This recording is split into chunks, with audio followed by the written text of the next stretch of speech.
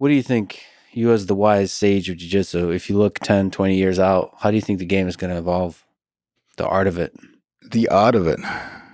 I mean, I think obviously people are going to keep innovating, perfecting certain things, throwing out information, bad sort of techniques, but I mean, it's so hard to predict. It's like, that's the game of making money off the instructionals, is predicting where we go next. It's so difficult. What do you think is going to be the most popular submissions on CGI and ADCC this year? Is it going to be footlocks or rear naked? I think, actually CGI, I think there's going to be a lot of guys that don't tap, that take injuries. Yeah. A small concern is that a guy wins the match, but is so injured, can barely go on to the next match. Yeah. Like, win the battle, lose the war. We are going to see that, aren't we? People refusing to tap. We did the walkthrough yesterday, and we were like, one ambulance is not enough. Get a second one here. Yeah. Because if they take one guy injured to hospital, we can't continue until an ambulance comes back. So these guys are going to go. Everyone will be Dagestani for a day. Yeah. That's what I think this tournament will achieve. But progression, it'll just be the integration of wrestling into jiu-jitsu. You know, I think that would be the most exciting way the sport could progress. Is basically folk style wrestling, but an integration of submissions from the standing position too.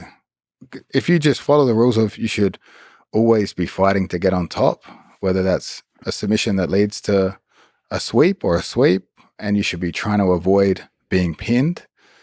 And as long as the game revolves around that and guys engage each other offensively on the feet, that would be the most exciting, best way to watch the sport. Yeah, when I show the sport of jiu-jitsu, the most exciting stuff is whenever both people want to be wrestling, scrambling wrestling. They both want to get on top. Yeah, that looks like fighting versus guard stuff. I'm a guy that totally agrees with you, but if I think the guy's a better wrestler, I will concede. You know, like, it's like, that's the hard part. But then the whole crowd will then mock you ceaselessly, as they should, for conceding.